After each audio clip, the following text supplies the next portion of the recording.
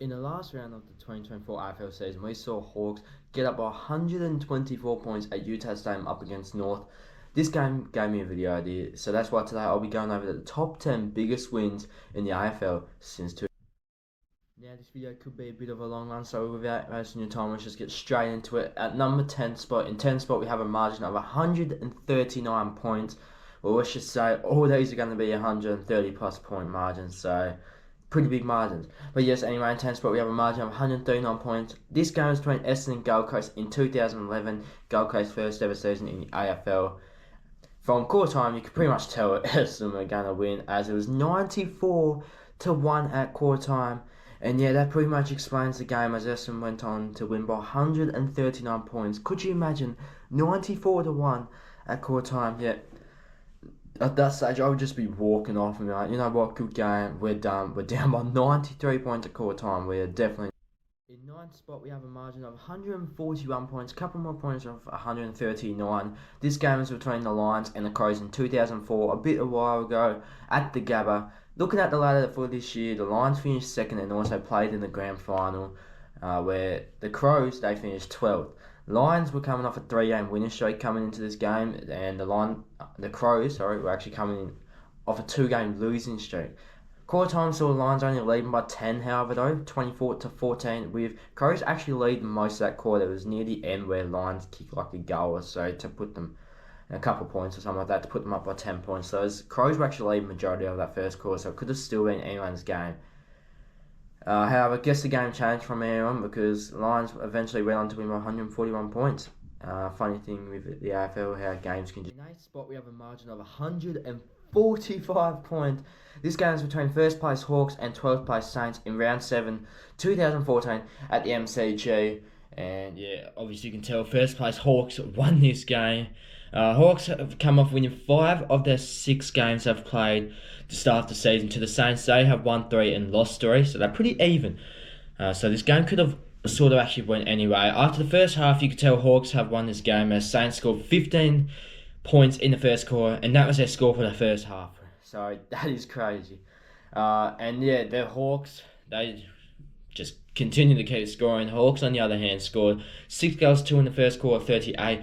And in the second, they scored 5 goals, 35 in the second, 73 points at halftime, 15 and 73 at halftime. Could have sort of been a bit of a comeback. We've seen comebacks like that before, but yeah.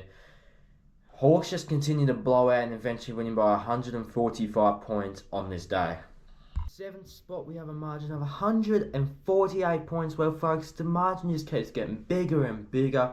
This game is between Essendon once again, featuring in this video, and Melbourne in round 2 in 2013 at the MCG. Well, let's just say Melbourne back then were in some pretty poor form. I mean, I think they were going through financial problems. They were just struggling to get a win on the board. They were struggling to even kick a goal with majority of their games. They just weren't in the best form. So no surprise Melbourne made a feature to this list in the early days of the early 2000s. Even though at half-time the Bombers were only up by 55, they still had a slight chance, as we've seen teams come back from this. However, in the third quarter, Bombers kicked 8 goals 53 to D's, just one goal. Just one goal. This made it 137-34, a 103-point lead at three-quarter time, and yeah, game was over by then, as Essendon went on to win by 148. 6th spot, we have a margin of 150 points. Finally hitting the 150 mark. This game is between Geelong. Well, let's just say Geelong will be featured a bit in the better categories with winning by more points, as they were just a dominant team. They still are to this day. And yeah, this was up against Geelong and Gold Coast, who were at this stage were in their first year of AFL footy. So 2011 and the early stages for Gold Coast were just some pretty tough times for them. Well, as you guessed, Cats won, as Gold Coast had a shocking year, only win 3 games that year. At half-time, we saw Geelong taking this win, as it was 112-18, almost a 100-point lead at half-time. Gold Coast did not score at all in the second quarter to Geelong's 63-point quarter. Scoring 63 points in the quarter, that's crazy. They eventually went on to win by 150 points, and yeah. In 5th spot, we have a margin of 157 points. This was a game in round 6 in 2007 at Marvel between the Tigers and Cats. I will quickly say one thing. I'm just using the current names for the stadiums. I'm not using the old names, as some stadiums have changed their names so much. This game was between the Tigers and Cats. Tigers only won 3 games this year, finishing last to Geelong, going out premiers by 119 points. Yeah, 2007, that just summed up Geelong's year, though. The fact they won the grand final by 119 points, we're a record there. That's crazy. Quarter time saw Cats having a strong start, kicking 10 goals to 62 to 117 Tigers. Pretty accurate quarter for the Cats. The second quarter, and well, all quarters I should say, being dominant quarters by Geelong, was hard for Tigers to even come close to winning this game. As I said, Geelong went on to win this game by 157 points, with the final scores being Tigers 65 to Cats 222. A 200 plus game there. At that stage, I just feel embarrassed and never want to play footy again if you're letting your opponent score 200 plus in an AFL game. Sort of like the Eagles in 2022. Yeah. This was Geelong's first out of the 2 games scoring 200 plus from 2000 to now. In fourth spot, we have a margin of 162 points. It's really getting big margins now. This was a round 15 game in 2012 at the MCG between the Hawks and Giants. But yeah, Hawks were also a very dominant team in the early stages as well. Similar to Gold Coast, this was Giants' first season in the AFL. So yeah, let's just say that is a shocking season. Like Gold Coast had a shocking year, finishing last, only winning 2 games. Just the 2. Jesus. First quarter was a decent start to both teams, as it was Hawks 5 goals 6-36 to Giants 1-8. Even though Giants only had 8 points 36, it was still a fairly close game. Anyone could still win from there. The rest of the game though, Giants only kicked 1 goal every quarter and like 1 to 2 points. So very shocking finishing score. The Hawks on the other hand, let's just say they went out to dominate, kicking a huge score. Final scores being Hawks 193 to GWS 31, with the Hawks winning by 162 points. Yeah, that 31 to 193. Yeah, I would just quit at that stage, like. So yes, like I said, now entering the top 3 for the biggest wins since 2000. We're gonna have some crazy margins coming up here. In third spot, we have a round 21 game near the end of the season in 2011 at the MCG between Hawks. Get another feature in the video, and Power. Hawks had a good season, finishing third, winning 18 games, so pretty good season. To the Port, finishing second last, 17th. Quarter time, we see Hawks having a really accurate quarter, kicking 8 goals, 149 to Port Lake, just the 2 behinds. That is shocking. Hawks went on to dominate that whole game, as you could tell, with Power struggling to even score that game. They eventually finished the game with the Hawks winning by 165 points, 197 Hawks to 32 being the final scores.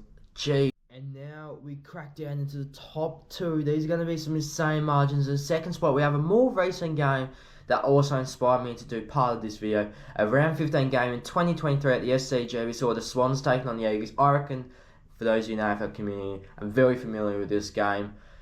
It was a very shocking game to see. The final margin to this game was 171 points. From halftime, we saw the Swans just dominate.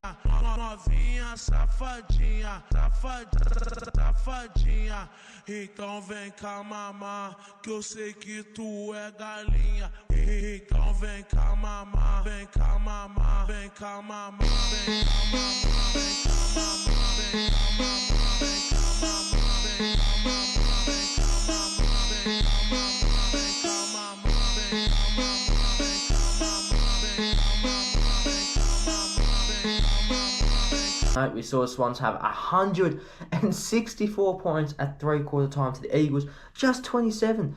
164 points at 3/4 time. It's now turned into local footy here.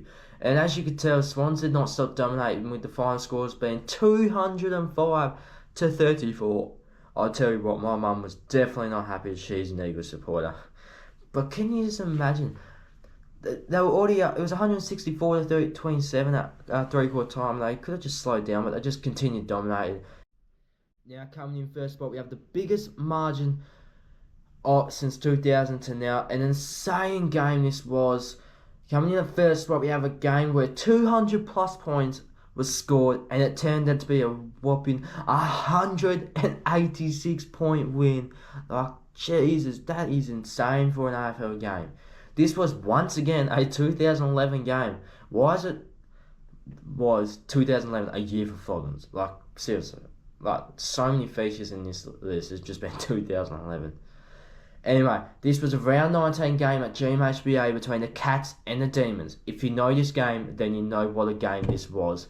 If you don't, let me tell you this masterclass by Geelong. Quarter time, we thought the Cats couldn't kick this big of a score as they only had 51. However, a masterclass is about to happen. At half time, the Cats led by 114 points. The score's been 124 to 10. Three-quarter time, we saw Cats leading by even more, with the score's been 176 to 34. And well, folks, we're coming to the final quarter, and that did not stop. And then after the final quarter, it was 233 to 47. Geelong's masterclass led them to win by a whopping 186 points.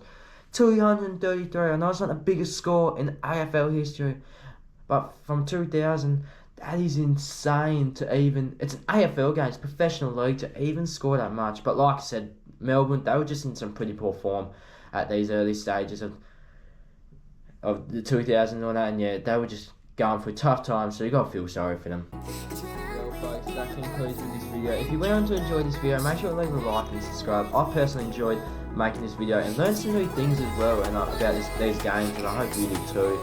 It was quite fun to make, and looking at some games where I didn't even know about and just seeing these absolute blowouts. So yeah, once again, I hope you enjoyed this video, and don't forget to leave a like and subscribe, and I'll see you next video.